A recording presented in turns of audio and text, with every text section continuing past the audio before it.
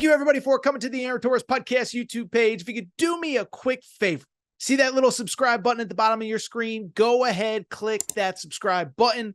Really does help our channel grow, our audience grow, and I really do appreciate it more than you know. So click that subscribe button. Appreciate your support. Now, here's the video that you came here for. All right, everybody, I'm back. Good to be back. So it's Tuesday night. Transparently, I'll just be blunt. Was not planning on doing any sort of content here on the Aaron Torres Pod YouTube channel. It's a busy week. We will have a full show Wednesday night reacting to the first big day of conference tournaments. But something came up that caught my interest, and something came up that I believe may tell us where Koa Peat, one of the top uncommitted high school basketball players in America, 5-star forward, McDonald's All-American, may be playing college basketball. Okay.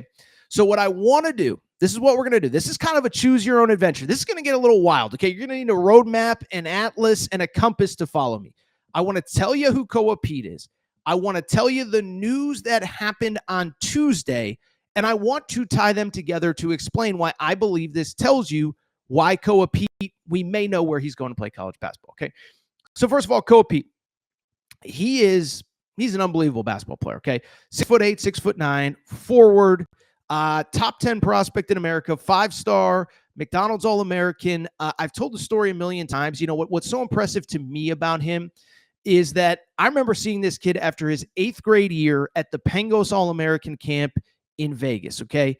He was playing against high school seniors that year. I remember at that camp, it was Jalen Duren, who's now in the NBA. It was Derek Lively, who's now in the NBA. And Koa wasn't necessarily the best player there, but he was an 8th grader playing with 11th and 12th graders, more than held his own, and you knew he was going to be special at that point. And to his credit, he has just kept getting better and better and better and better and better, to the point that he is now a 5-star in the class of 2025. He's played in all the big events. He was a kid who was part of that U17 team overseas this summer that destroyed everybody. Cam Boozer was on that team. AJ DeBonsa was on that team. I mean, they just obliterated everybody. Koa was part of that. And oh, by the way, you want to know how good Koa Peat is? He's from the state of Arizona. He has stayed at his local high school. Koa Peat just won his 4th straight state title on Saturday night. I believe he was playing with like a broken hand or a broken wrist or something. So that kind of tells you what kind of alpha this kid is. But again, 5-star, McDonald's All-American, and basically right alongside Nate Amen as the top uncommitted high school player in America. Okay. So that's who Koa Peat is. Okay. What's interesting about his recruitment is, one, just how quiet it's been for a kid of his stature. Now, I had been told from the beginning he was probably going to wait until April or May of this year.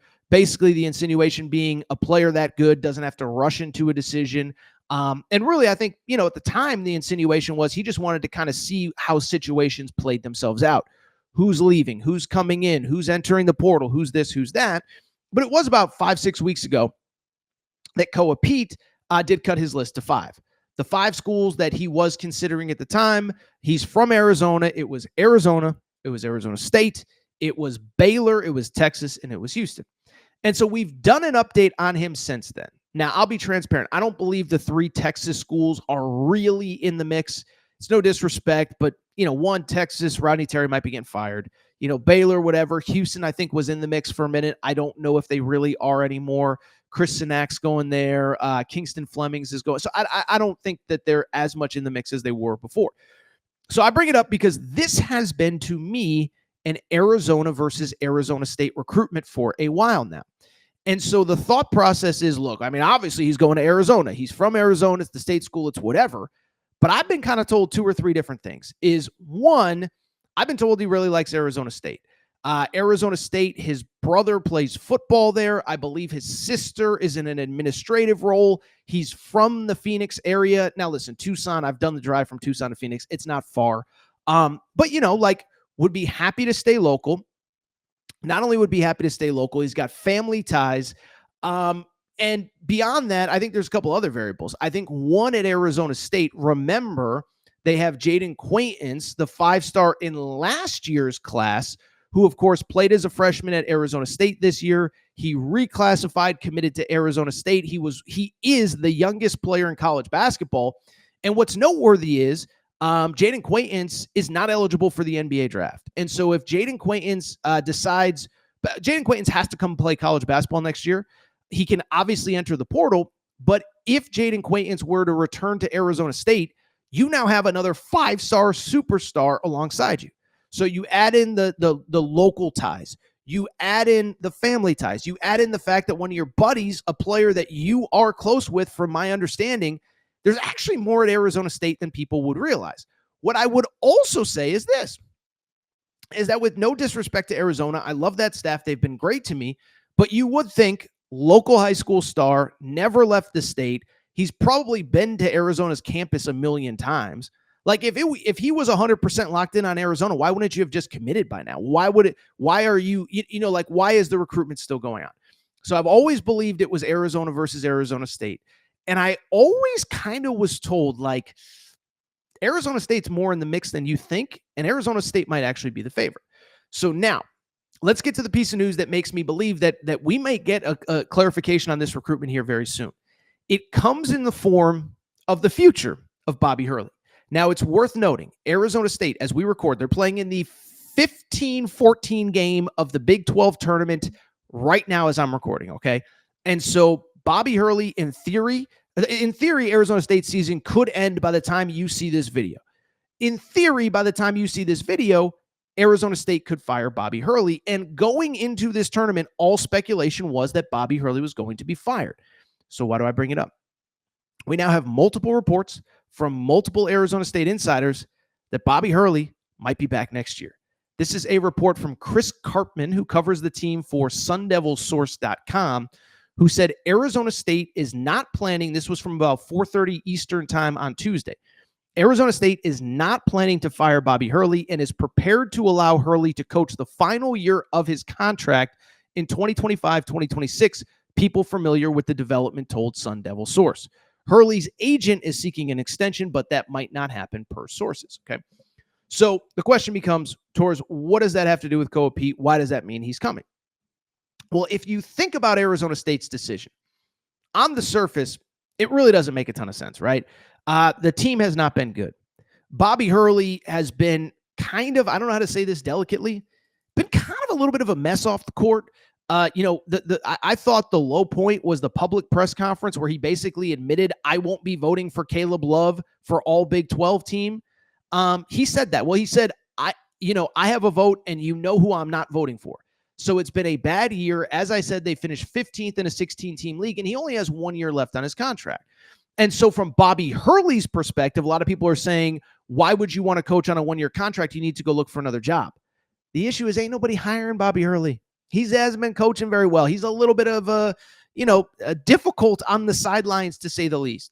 And so I don't believe he has a realistic option. I don't think the school really cares about, he has 1 year left on his deal, because he flips over his roster anyway, because he'll try to sell, well, how can I recruit on a 1-year deal? And they'll say, dude, you bring in 9 new transfers anyway. What are you worried about? But to me, you have to ask yourself, why is Arizona State willing to do this? I think the easy answer is they don't want to pay the buyout. I don't believe that's the answer. I think the easy answer is they want him to go find another job so they don't have to pay the buyout. I think that's certainly in play. I don't think anybody's hiring him.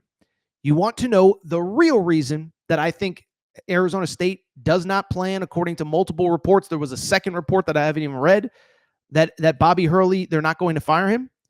I believe it is because they already have a 5-star on campus with Jaden Quaintance, and I believe they think they're getting that second 5-star in Koa Peat. And if you fire Bobby Hurley, there's a pretty good chance you have neither of them.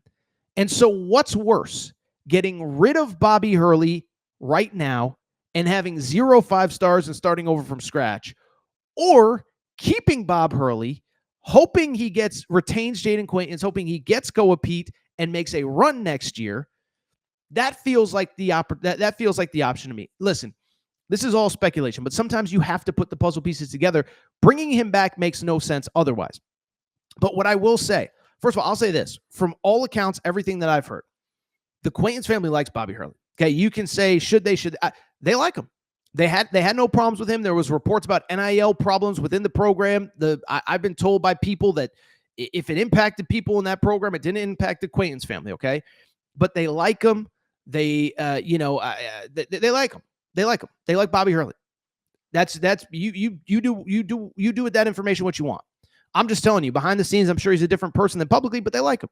And so if Bobby Hurley comes back, I think the plan right now is for Jaden Quaintance to come back. Now, remember, he's not eligible for the NBA draft. It's worth noting, by the way, I put out a tweet about this, and I had roughly 72 different fan bases hopping into my mention saying, no, Jaden's a Wildcat. Jaden's basically saying he's going to enter the portal and he's coming to my school. And so there's always the chance that he enters the portal and does not come back. But to me, I think Arizona State realizes, listen, Bobby Hurley might be a little tough to deal with, but this is a once in a lifetime opportunity to have two like top 10 type picks on our roster for 2025, 2026. Remember, Jaden Quaintance cannot enter the NBA draft. And if he comes back, I've been told that Koa is close with him, and I've been told that Koa wants to play with him. And so in my opinion, this leads me to believe that if Bobby Hurley's really coming back, that's probably where Koa is going to end up. Now, you can argue, is that the right place? Is that the wrong place? Why wouldn't it be Arizona? Blah, blah, blah, this and that. I'm just here to tell you what I think. I think there's a couple other variables. One, Bobby could still get fired. By the time you listen to this, maybe Bobby has been fired. And by the way, I don't think if they hired the right coach, it would mean either Quaintance or Koa Peat wasn't coming back. Well, Jaden Quaintance wasn't coming back or Koa Peat wasn't coming. I just think it makes it that much more complicated. And so to me, this is a situation that I would monitor. Is Bobby Hurley coming back? One. And how quickly does Koa Peat set up a commitment date from there? I mean, listen, it's now April. His high school season is over. At some point, he's got to commit. I would assume it's going to be sometime around or after the McDonald's All-American game, which is April 1st. So to me, this feels important. It feels significant, but it does depend on if Bobby Hurley actually comes back. But if Bobby Hurley comes back, I feel, I don't know that I'm ready to put in a crystal ball 100%, but I feel pretty good that it would be Arizona State. I think there's a different conversation about Arizona. If you cannot close on this kid, after the Elijah Arena stuff, all of that, but we'll see what happens from there. But to me, this feels important. Bobby Hurley reportedly will come back. And I think for Arizona State, it's really a zero-lose situation, because if Jaden Quaintance and Bobby Hurley come back, or if Jaden Quaintance comes back and Koa Peat comes, you have a chance to be really good. Now, the counter to that is, what if you're too good and then all of a sudden you got to extend Bobby Hurley after next year? So that's a different conversation for a different day. We've gone on long enough, but I think it's worth monitoring this story because I think there's something there. And I don't. If Bobby Hurley comes back, I think this would be the reason why. Once in a lifetime chance to have two top 10 picks on your roster. I think Arizona State realizes that. If you enjoyed this video, do me a quick favor. Make sure to subscribe to the Aaron Torres Pod YouTube channel. New clips, new videos going up every single day. And yeah, we're going to be full speed ahead we're going to be full speed ahead basically the next 8 weeks. Okay. As you know, if you're new to this channel, I don't take time off. When the season ends, doesn't mean my season ends. We're going to go NCAA tournament, portal, final few high school players. Nate Amen hasn't committed yet. Koa Peat hasn't committed yet. Braden Burries hasn't committed yet. Who knows with the coaching changes, what it could mean for recruiting.